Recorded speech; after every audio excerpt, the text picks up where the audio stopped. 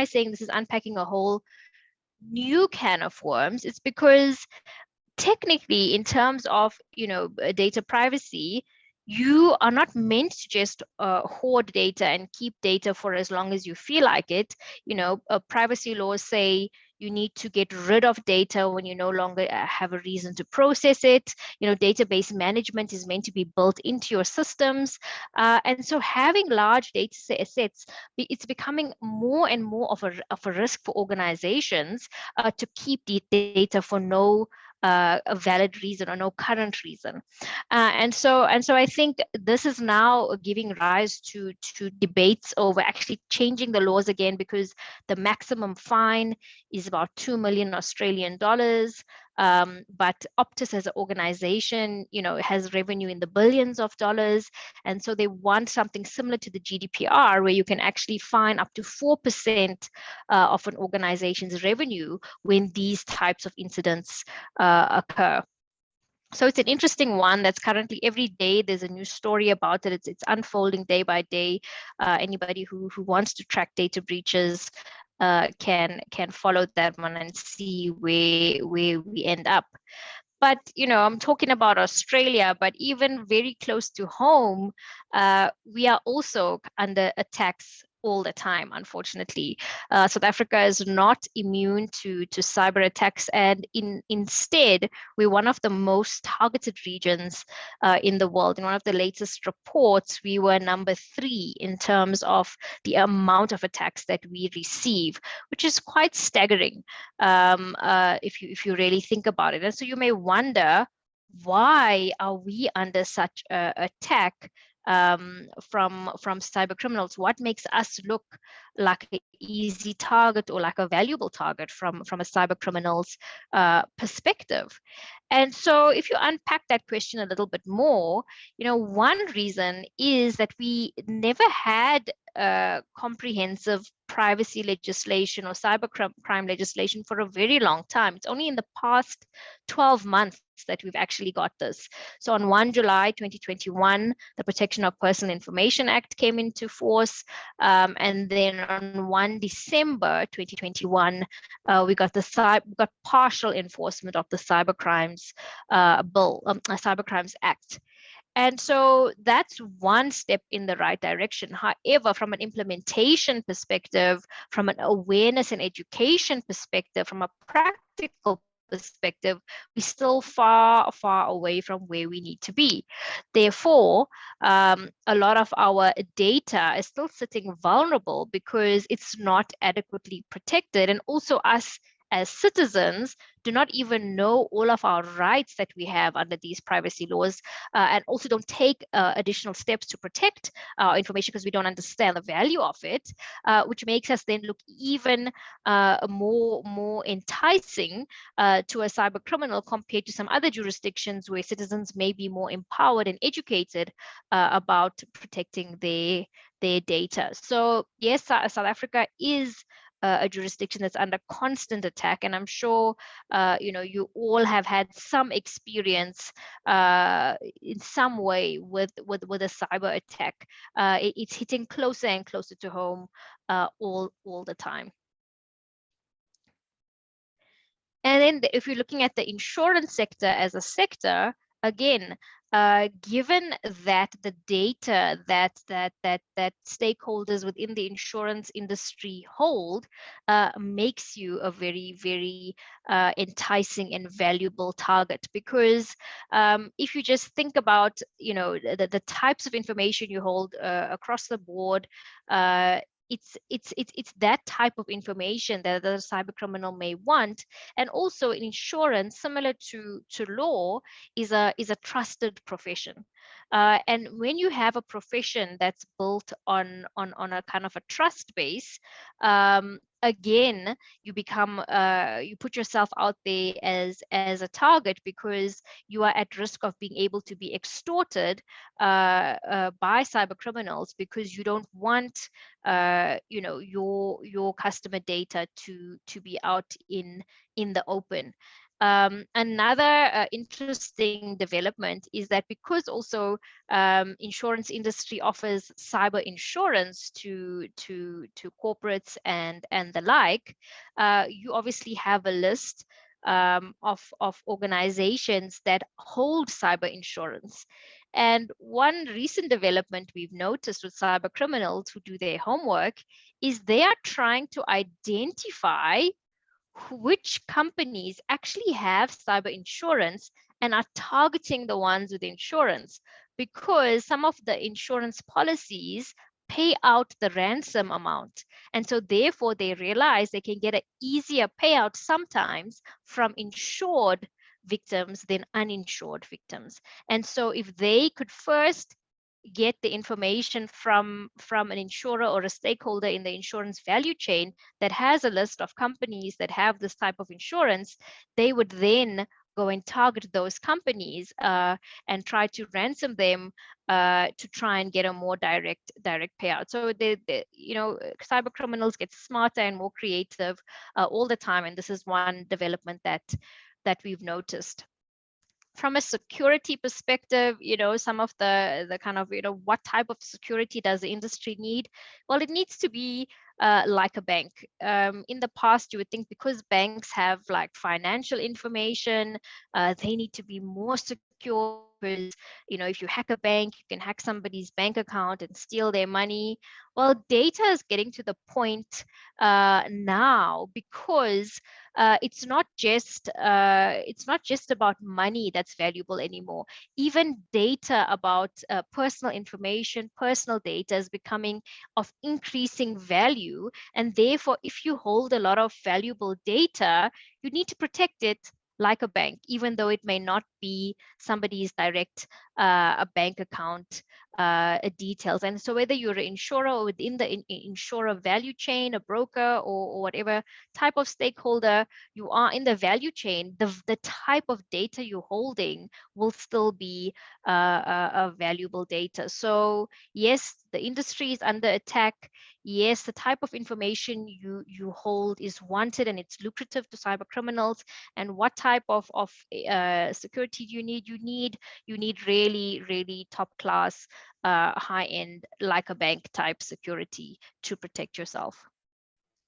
And so on the technical side, and of course, I'm not a technical data security expert, so I'm not going to go into any level of detail on what technical data security means, but there are a number of professionals in the space who do such a good job, in the information security and cybersecurity space, and common things are things like firewalls, encryption, two-factor authentication.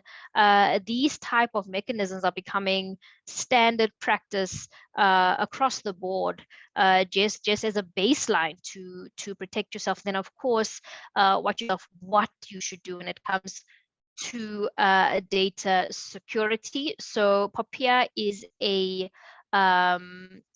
framework, if you can call it that. So basically what it means as a framework, it tells you need to do what's generally accepted, almost like a best practice when it comes to data security within your industry. And that's obviously also a moving target, because there's no baseline to say this is, if I've met this data security box, I've done my piece. It's a moving target, it's evolving, and it's something you have to continually look at and update to make sure that what you're doing is industry standard. It's necessary to prevent your attacks and keep up to date. So that's like obviously on the technical side, but the part that's becoming even more important than the kind of data security side, that's a given, is the people. Your people within your organization are part of your defense strategy. And if they're not part of your defense strategy, then they actually become part of the reason why you get attacked in the first place. So your people are either your biggest strength or your biggest weakness, or potentially a bit of both. And why am I saying this? I'm saying this because majority of the attacks we're seeing today are not sophisticated, complex hacking of firewalls and all of these crazy things you see in the movies where somebody's busy furiously typing to decrypt some algorithm and break into the thing. It's not. It's actually just understanding human psychology, social engineering, and trying to get a human to do the thing that they need to get access to your systems. And once the human has done that, there's no hacking needed because they've got your login credentials, they've already downloaded the ransomware onto your system, whatever it is they needed. If they can get the human to click the right link or give them the right information, it's as simple as that. And so they've realized it's so much easier to trick people into doing things rather than trying to do the sophisticated hack that most of the threats we're seeing at the moment come in the form that are towards human type social engineering. So if your employees are not educated in terms of what they should and shouldn't be doing, that is a massive risk for your organization.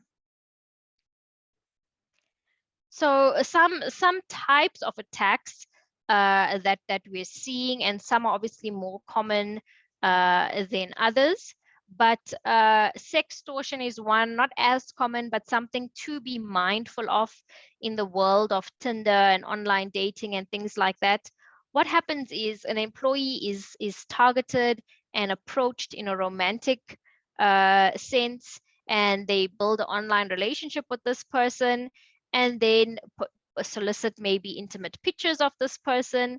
And then all of a sudden, the person turns around and they say, well, actually, if you don't give me your work login credentials, I'm going to send these naked pictures, to your family WhatsApp group, to your boss. I'm going to post it on your Facebook page. Whatever they think is going to get that person to react in the way they want, they'll actually basically extort them with these nude pictures. So being alert, being aware who you're dealing with online is so important.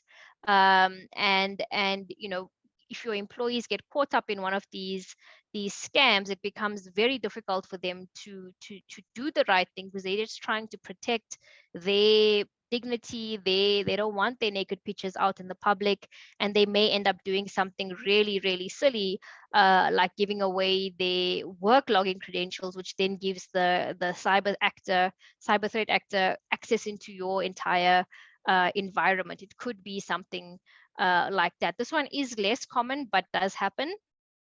Wi-Fi connections. Now when we have remote work and work from anywhere and work from home, people may be working from public locations, be connecting to work connections through dodgy Wi-Fi spots. So we see spoof Wi-Fis where they think they're going to connect to the coffee shop's Wi-Fi, but it's actually a threat actor who's spoofed the coffee shop's Wi-Fi to actually be their Wi-Fi, and they can monitor all traffic going on that. So obviously there are technical measures you can take around that, like cybersecurity, cybersecurity measures you can take for that, such as VPNs and things like that.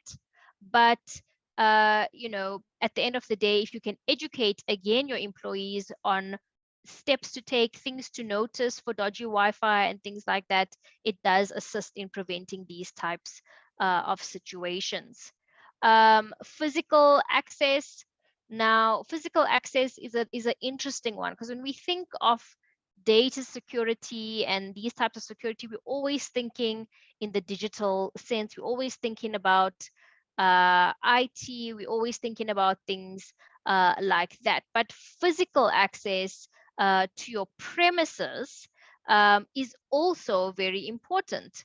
And physical access basically who is allowed into your office space, things like that is also very, very important. And employees need to know they can't just let anybody into your space where information can be accessed.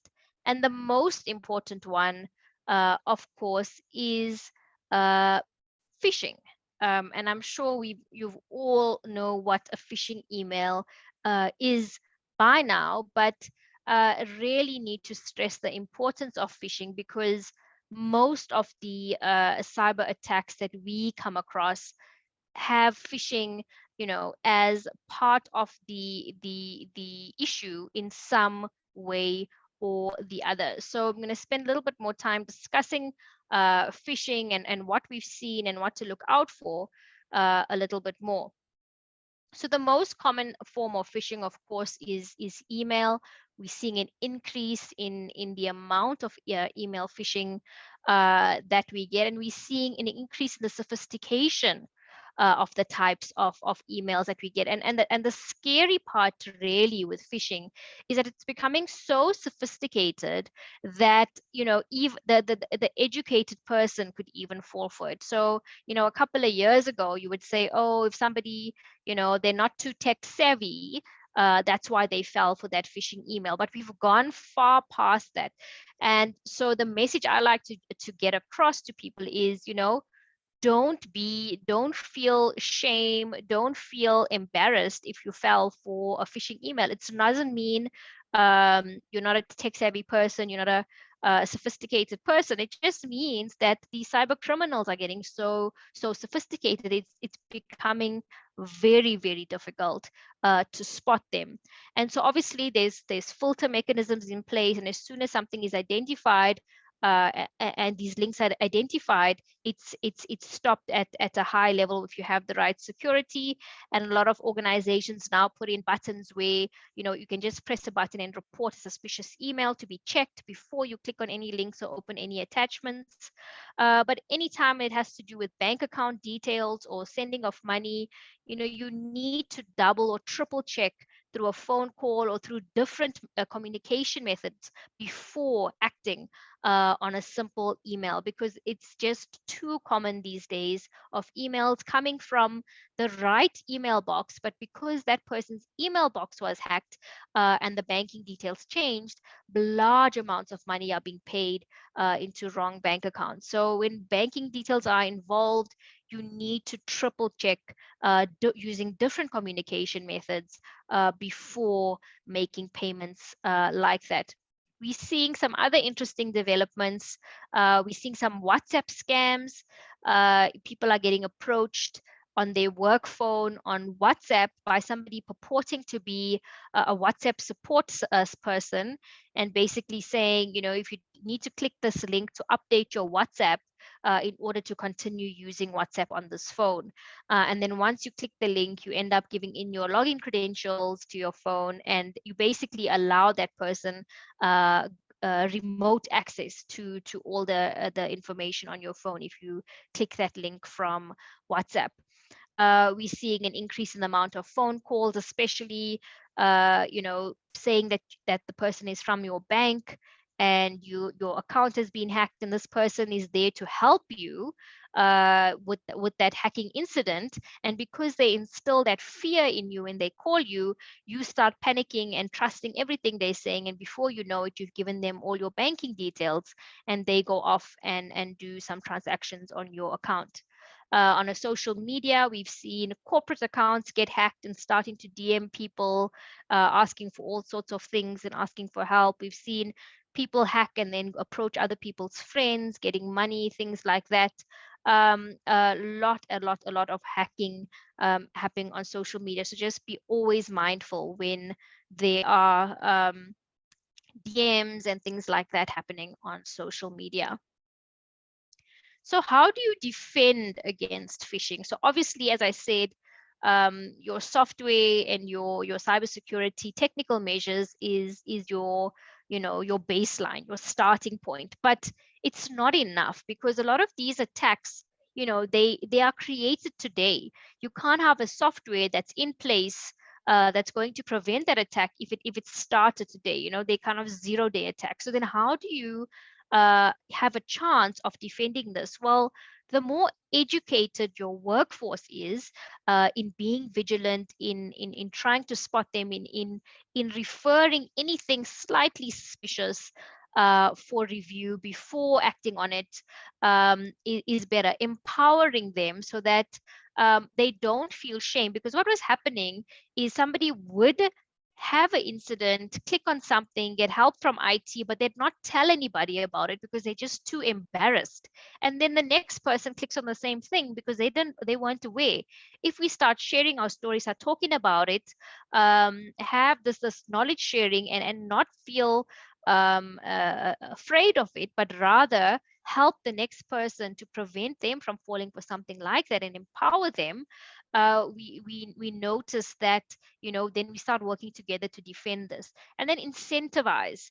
So for example, one thing we've just implemented now is we run quarterly phishing simulations, and the 10 people who are the quickest to report that phishing incident, the simulation, gets a prize. So we started a phishing league so that people are always on the lookout for these things, and they report them. And the ones who do it the fastest are incentivized to get some kind of prize. So how would you incentivize the right behavior? We've got incentives for obviously the reporting, and then for those who continually fail the simulation, fail to attend compulsory training on this topic, we also then are moving into a stage where we going to send people to disciplinary action, because that's how serious cyber risk is. If your employees are not up to speed in terms of what they should be doing to protect the organization from phishing attacks, and are not attending the training required there to educate them, it is as serious as a disciplinary action from a company perspective, because this is one of your current biggest risks to your entire organization. So that's you know, some of the ways of defending yourself against phishing. It goes far beyond your IT team and, you know, just the kind of information security person sitting in the IT team. It's a full effort of every single person in that organization. Otherwise, it's very likely you will fall for one of these attacks. So now, as I said, it's almost impossible to stop an attack, and we're almost getting to a place now where you almost have to expect that you're going to be attacked in some way or the other. The question then is, what do I do if I do suffer a cyber incident of some sort? So again, there's a lot of questions to unpack here and to ask yourself. And you know, previously we used to say it's not if you've been breached, but when. Now we don't even say it's when. It's either, do you know you've been breached, or are you unaware? Because sometimes this can happen for months before even being detected that you've been breached, and you can't even determine how long you've been breached. This is the reality we're sitting in. So you actually have to ensure that you are ready for the day that this might happen to you, and how is your organization going to respond? So one way you can do it, similar to how you send a phishing simulation email, you can do a data breach or a cyber breach simulation to your organization, because you should now have kind of a cyber breach response plan in a policy somewhere. But has anybody ever actioned it? Do people know who the role players are in that policy? Who are the stakeholders? Do people know how to organize? If you shut out of all your systems, you don't have access to Microsoft Teams, you don't have access to Outlook, how are you going to communicate with each other? What are your backup plans in that scenario to get everybody that you need to be able to have these discussions and move forward? Because sometimes people only realize after they shut out their systems that they can't communicate with each other. So have you run a simulation? And if not, you know, you should really start planning to have something like that. And some organizations do, because sometimes there's always one person who's been drafting the policies and who's up to speed with everything, and everybody relies on that one person to do everything. So what they actually do is they remove that one person from the situation. Let's pretend that person's on a flight to New York and unavailable for the next 15 hours. Now, how do we handle the simulation? Will the rest of the organization manage without this one person at the helm? So these are things you need to think about now, today, while you still have time to discuss in a calm manner before you become aware of a breach that you may have suffered. The next very interesting and debatable question is, should you pay the ransom? And this is becoming debatable more and more because the previous school of thought was that if you had no other alternative, yes, you would pay the ransom because otherwise your data is going to be publicized. Otherwise, people are going to become aware of how big of a deal this was. Otherwise, you're not going to be able to continue operating because you didn't have proper backups in place. All of these various things. Now there's been a number of statements, pushing against this approach. So, for example, in the US, it actually may be a criminal offense to pay a ransom under some laws, because you basically almost like paying a terrorist. It's kind of like in that league. In the UK, the Law Society in the UK has written, not the Law Society, the Information Commissioner's Office, which is the data protection regulator, wrote a letter to the Law Society in the UK, basically saying, "Dear Law Society, can you tell your lawyers to stop advising their clients to pay ransoms? Companies should stop paying ransoms because it's basically, all it's doing is it's incentivizing cyber criminals to continue hacking because they know they're going to get a ransom payout. And corporates think if they pay the ransom, they're going to get a less fine. That's not the case. We will still treat it as a breach, whether or not they pay the ransom, we'll treat it the same. And so tell your lawyers to stop advising to pay the ransom." So it becomes very, very difficult decision in terms of what you should do. And so who are the people that are actually going to make decisions in this situation? Do the decision makers understand cyber risks? Do they understand cyber breach? Do they understand all the factors to take into account? Have they had education and awareness training? Have they had a simulation so that they are prepared for when this day comes? Because it's not a nice feeling on the day when you're already in the mess to start asking decision makers to make these very difficult decisions when they haven't had the opportunity to properly engage with the subject at hand. So this is something very important that every organization needs to ensure they have a plan. And then, of course, cyber insurance, as you all know, lots of coverage, and increasing coverage in the market, but not necessarily the same. So different products that, some that came out earlier than others cover different things. And what we've also noted is that cyber insurance is becoming very, very expensive because of how high risk the situation is. So what can you do when you're providing this type of cover, and are you offering things like this within your offering? So what about screening of companies, some kind of audit or gap analysis to see where organizations are before offering them? Because sometimes prevention is better than cure. So rather than companies thinking, "Oh, I have cyber insurance, so it's not such a big risk for me," and then they continue to fall under attack. We have some companies who every couple of months they're having another attack and another attack and another attack, and it's the same companies all the time. How do we avoid this type of situation? Is there a way to empower the insureds, screen them, give them preventative measures, give them guidance before the incident occurs, rather than only focusing on post? So a lot of the packages at the moment do offer a comprehensive cover after an incident occurs in terms of cyber breach response. We are part of some of those teams that respond as cyber breach coaches post incident, but what is happening at the outset, at the time when the cover is given, what type of offerings are there? And I think that's where the conversation needs to start moving into, in terms of gap analysis, screenings, audits, and preventative measures up front when we're talking about cyber insurance. So cyber risk management, where do we start, and what do we need to do? Well, the first thing is to understand that you need buy-in at the highest level.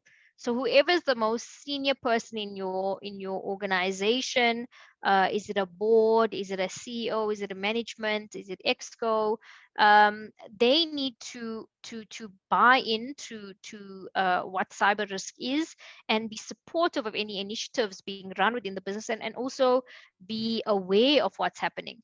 Education and awareness sessions for the board is absolutely critical and vital, as soon as possible. Management board, they need to understand the risk, because if this is your biggest risk to your business, to any business right now in this world, if the board and management doesn't even understand how to quantify that risk, it becomes a very dangerous situation, because they could then be prioritizing other things above cyber risks, when attention should be paid in these areas. So education and awareness at the highest level, buy-in at the highest level, needs to happen, if it's not happening already. In addition, cyber risk is a team sport. So, it's not something that just the infosec officer should be responsible for, just the CIO, just IT. It's not compliance's obligation only. It's not the chief risk officer only. It's a team sport. You need stakeholders from across the organization. You need HR, because if the consequence of somebody not completing their cyber training is to get a disciplinary action, HR needs to be part of that conversation. If it's training and development, L&D and HR need to be part of that conversation. Marketing, PR.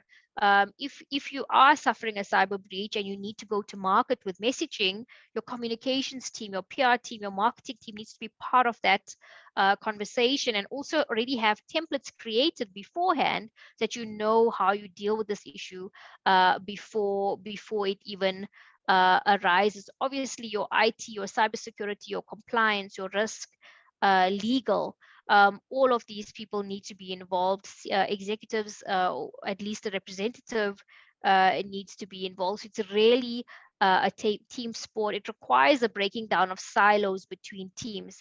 And I think the organizations who get this part right will be ahead of the pack, because until now, cyber risk has been mandated to one or two other teams, and they've been in silos working. The IT team will implement some firewalls and some safety mechanisms on one end.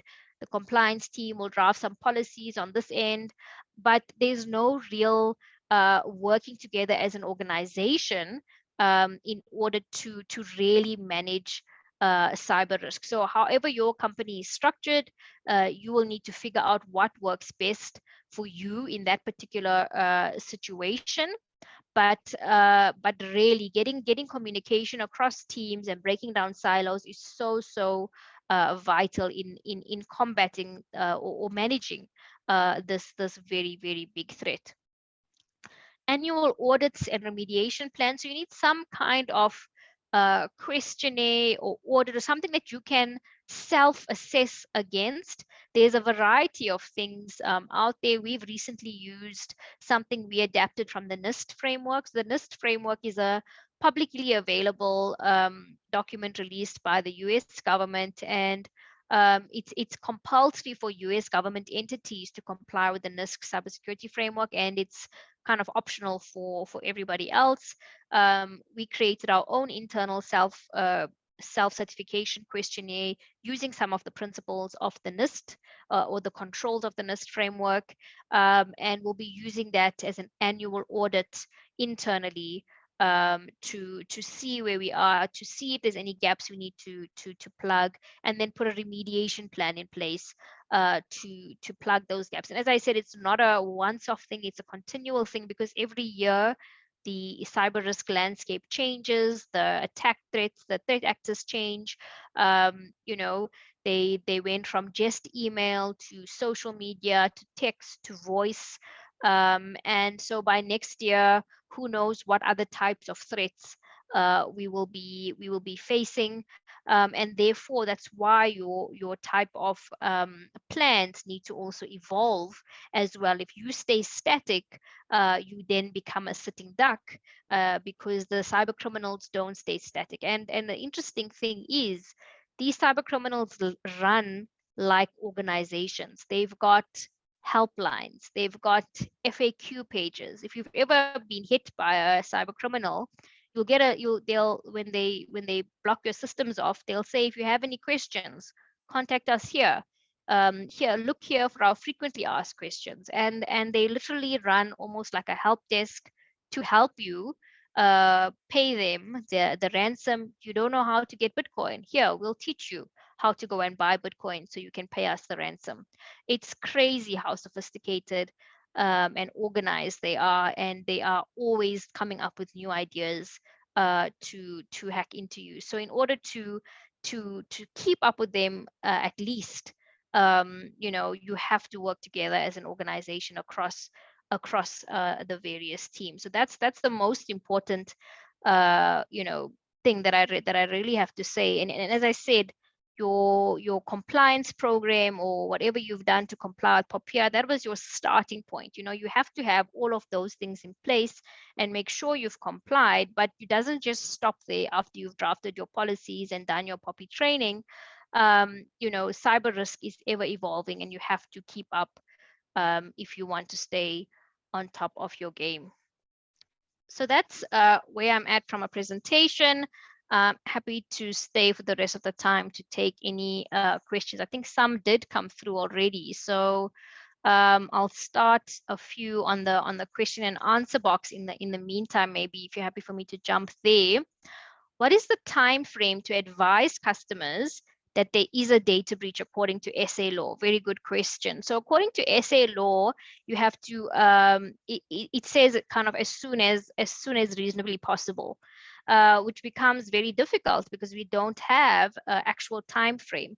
In terms of the GDPR, there's a 48-hour time frame for material breaches, but in South African law, it's as soon as reasonably possible. So again, if you can get it done within the 48-hour type of window, it's a good rule of thumb, but there is no official time frame. And even in the guidance note from the information regulator, we didn't get a time frame. So you need to do your initial investigations and assess the situation and have enough information to make that initial notification to the information regulator.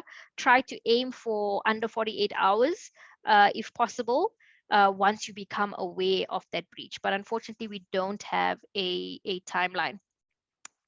How best does one combat the fallacy shroud of "not us" that seems to be commonplace in the SA corporate psyche? I'm assuming this question is basically saying, these hacks are happening to everybody else, but it's not going to happen to us. Yeah, I think if you're under that fallacy, unfortunately, you're making yourself even more a threat, because you're not taking this risk seriously, and therefore you're not taking the extra steps required to put your defense mechanisms in place, and very likely you will be part of the statistics. We're very past that stage that anybody, it doesn't matter who you are, what organization, what industry, the attacks are so widespread and sophisticated that literally any one of us can be a victim of this. So yeah, a corporate that is under that impression yet is still living in the dark. Cyber insured equals more likely payout.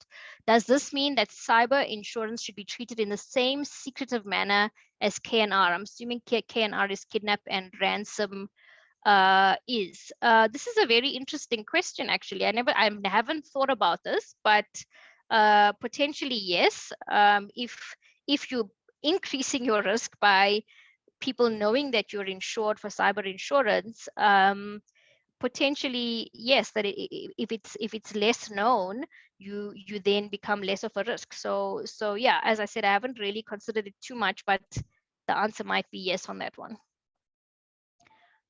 What is the minimum cover to be offered to the client? Does the proposal form guide you in that? Unfortunately, I can't answer this one in too much of detail for you, but as I said, different insurers are offering different covers. You will have to look at that in a lot of detail.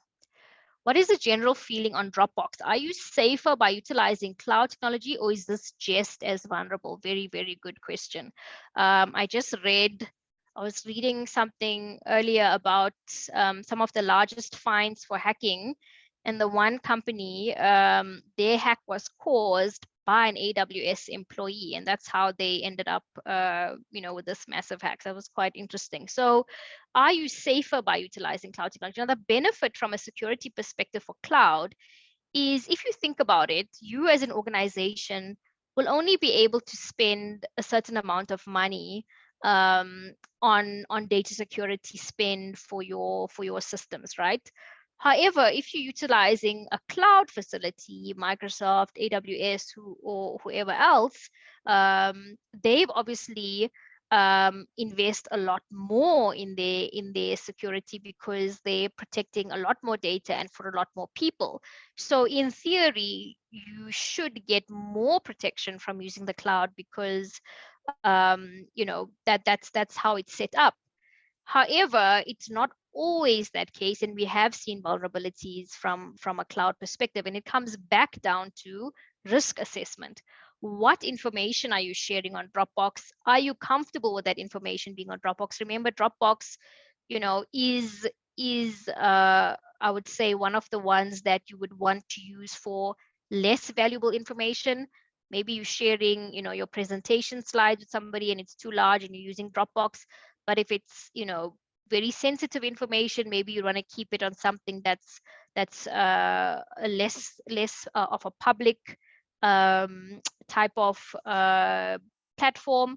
So again, your risk assessments and what you use various things for becomes quite important. Do the cybersecurity suppliers carry any of the risk or responsibility for hacking? I don't think the cybersecurity suppliers will carry any of these risks, because they can only protect you, on the day that product is downloaded onto your system. But the very next day after you've downloaded their software, there could be something completely new, and they're not going to carry the risk for the hacking of something that happened, that's not even part of their software. So as far as I know, cybersecurity vendors don't carry, or suppliers don't carry, any of the risk responsibilities for any of the hacking. I'm just going to jump over now to the chat to see if I can find any questions here. I think they're mostly comments here.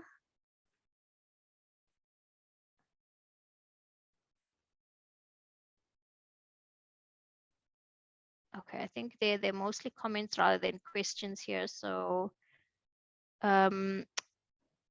if there's nothing else, I don't know. Thanks, Nerushka. Right. I also took a quick look through the chat box, and it seems as though it is mostly comments. From my side, just to thank you for what's been a hugely informative session, a lot of food for thought.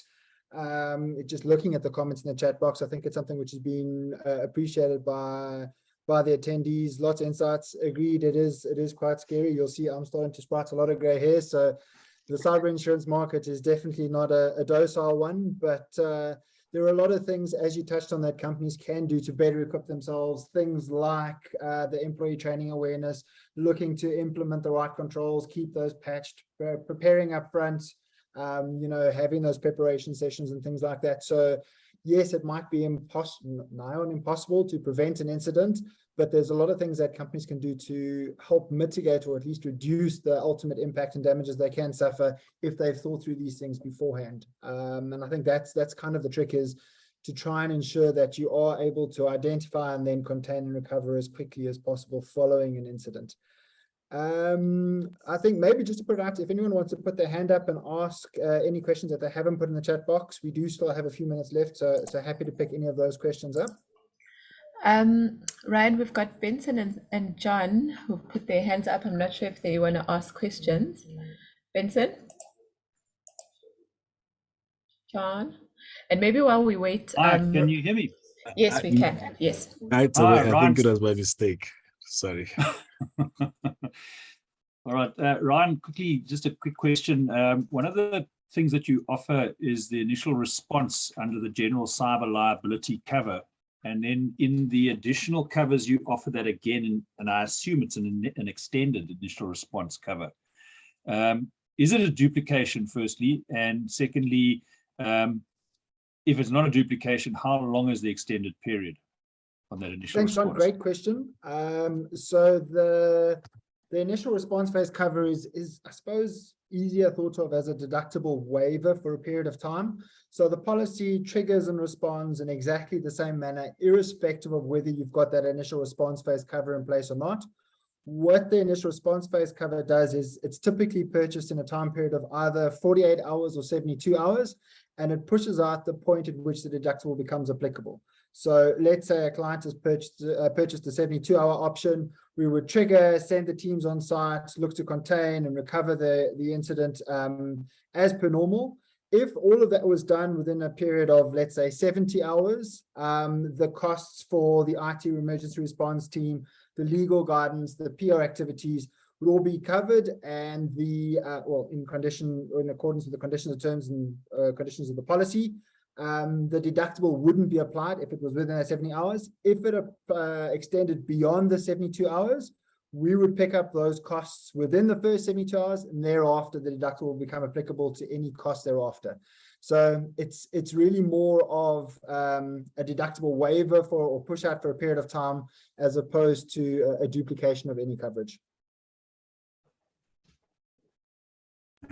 Ryan, maybe just another question from me. I don't know if it's a question or a comment. Just in terms of SMEs, maybe when our brokers are interacting with SMEs, because this is a real threat, and especially for an SME, it's very important for them to also be aware of cyber risks, because for a small business, if you are not insured, what could be the implications? Because I'm assuming it could put you out of business.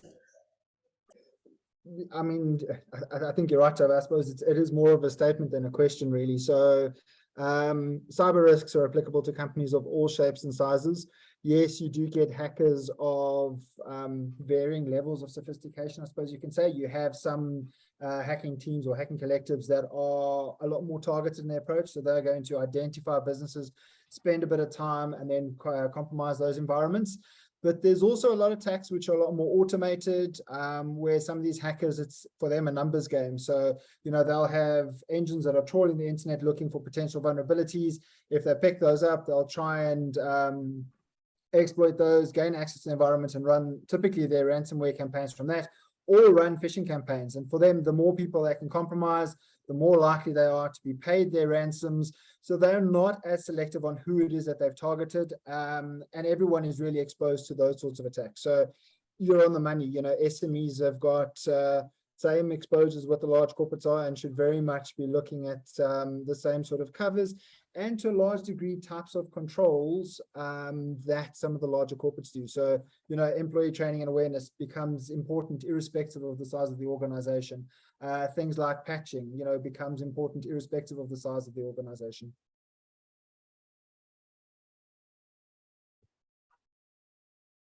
Any other questions that we can tackle while we're still on the call? I see we have just come up to 11. So if there are no other questions, I'm going to give a countdown of 5, and then we'll let everyone go. So